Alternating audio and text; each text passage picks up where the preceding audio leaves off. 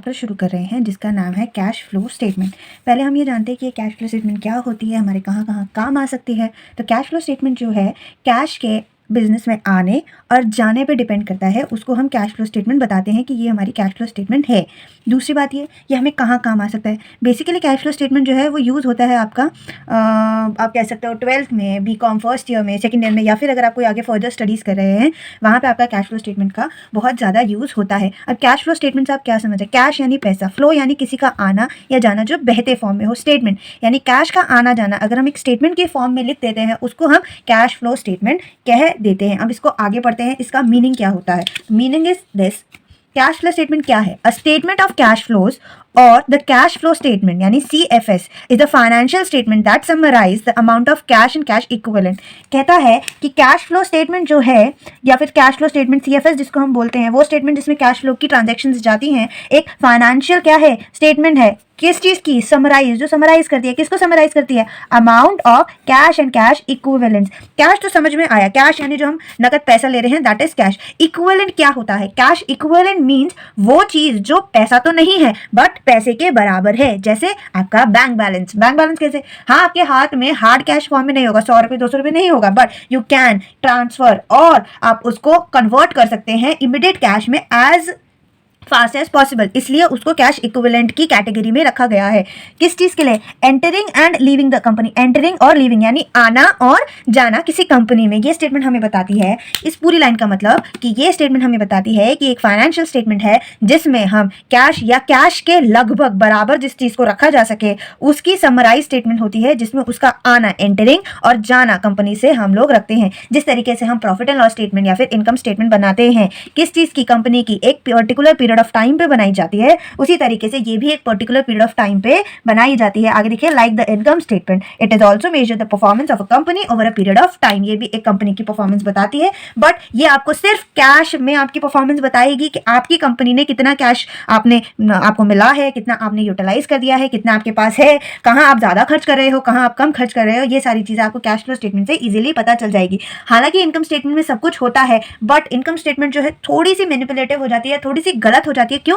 क्योंकि उसमें non cash transactions भी आ जाती हैं। नॉन कैश ट्रांजैक्शंस, हाँ, हमारी जो इनकम स्टेटमेंट है उसमें नॉन कैश ट्रांजैक्शंस भी होती हैं। जैसे हम लोग डेप्रिसिएशन की बात करें, वो हमारी जेब से जाता नहीं है, बट फिर भी हम उसको as an expense, as an खर्चा जो है अपनी इनकम स्टेटमेंट में रिकॉर्ड कर लेते हैं। तो ये सारी चीजें हमें ये बताती है कि कैश फ्लो स्टेटमेंट में या तो सिर्फ पैसा आएगा और या फिर पैसे के बराबर ही कोई चीज हम कैश फ्लो स्टेटमेंट में डालेंगे। अब इसके तरीके या इसके कोई मेथड या फिर इसके कोई अनदर टाइप्स होते हैं, तो हाँ, इसके भी टाइप्स होते हैं। कैश फ्लो स्टेटमेंट को 3 तरीके से डिवाइड किया जाता है। ये देखिए इस तरीके से कैश फ्लो स्टेटमेंट को 3 तरीके से डिवाइड किया जाता है। पहली आपकी होती है ऑपरेटिंग एक्टिविटी, दूसरी होती है आपकी इन्वेस्टिंग एक्टिविटी और तीसरी होती है आपकी फाइनेंसिंग एक्टिविटी। मींस पैसा आपको 3 तरीके से या तो आपके पास आएगा या 3 तरीके से आपके पास से चला जाएगा। पहला ऑपरेटिंग, जो बिजनेस के काम करने का मेन मोटिव होता है, उससे अगर आपका पैसा आता है या जाता है उसको हम ऑपरेटिंग एक्टिविटी के तौर पे मानते हैं। दूसरा है इन्वेस्टिंग एक्टिविटी। इन्वेस्टिंग, या तो बिजनेस ने किसी चीज में इन्वेस्ट कर दिया या फिर जो उसने इन्वेस्ट किया था उससे वापस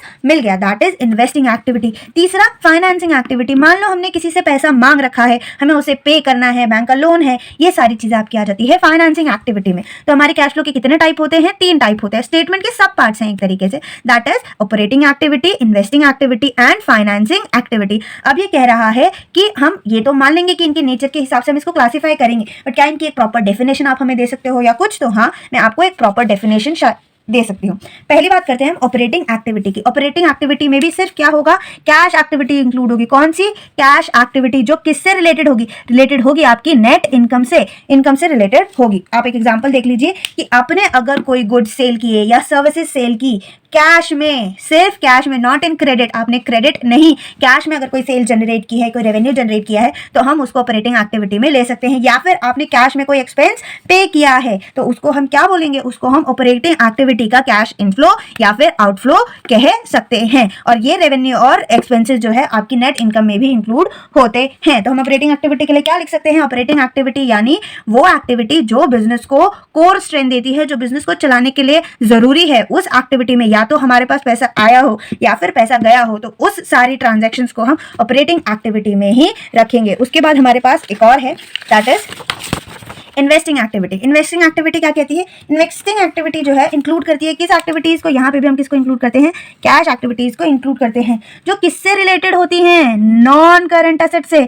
नॉन करंट एसेट्स यानी आपकी टेंजिबल एसेट्स हो जाती हैं, fix asset, intangible fix assets, इन सारी चीजों को हम नॉन करंट एसेट में इंक्लूड करते हैं। जैसे आपकी कोई लॉन्ग टर्म इन्वेस्टमेंट हो गई, प्रॉपर्टी हो गया, प्लांट हो गया, कोई इक्विपमेंट हो गया, या आपका कोई ऐसा प्रिंसिपल अमाउंट ऑफ लोन जो आपने अदर एंटिटीज को दिया हुआ हो, ये सारी चीजें आपकी नॉन करंट एसेट में इंक्लूड की जाती हैं। और इनसे रिलेटेड अगर कोई कैश एक्टिविटी हुई है तो वो कहाँ आएगी? वो इन्वेस्टिंग एक्टिविटी में आएगी। फॉर एग्जाम्पल, अगर आपने किसी लैंड की सेल कर दी तो वो आपका कैश इनफ्लो हो जाएगा। आई नो एसेट कम हो जाएगी बट आपका कैश इनफ्लो हो जाएगा। वहीं अगर आपकी कंपनी ने या आपने कोई इन्वेस्टमेंट कर दिया किसी प्लांट में, लैंड में, बिल्डिंग में या एनी अदर इक्विपमेंट में, तो वो आपका कैश आउटफ्लो हो जाएगा। आप बस एक चीज ध्यान रखेंगे कि यहाँ पे जो इंटरेस्ट रिसीव होता है लोन पे, वो ऑपरेटिंग में कैलकुलेट किया जाता है।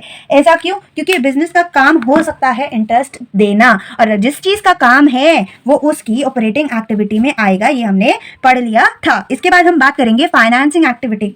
फाइनेंसिंग एक्टिविटी में भी क्या यूज होगा? सिर्फ कैश एक्टिविटी ही यूज होंगी, जो रिलेटेड होंगी किससे? रिलेटेड होंगी नॉन करंट लाइबिलिटी से। देखा, इन्वेस्टिंग एक्टिविटी हमें क्या कह रही थी? ये रिलेटेड थी नॉन करंट एसेट से।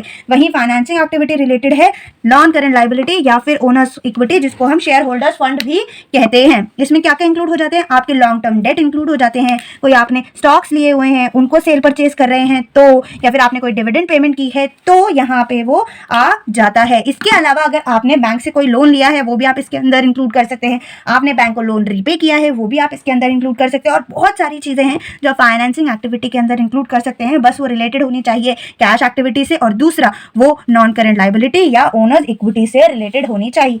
जैसे हमने ऊपर इन्वेस्टिंग में पढ़ा था कि इंटरेस्ट रिसीव करना ऑपरेटिंग एक्टिविटी है, उसी तरीके से इंटरेस्ट की पेमेंट करना भी क्या है? ऑपरेटिंग एक्टिविटी में इंक्लूड किया जाता है। आई होप आपको ये वीडियो समझ आई होगी, अच्छी लगी होगी, और इसके आगे के पार्ट्स की हम स्टेटमेंट किस तरीके से बनाते हैं वो सब हम नेक्स्ट पार्ट में डिस्कस जरूर करेंगे।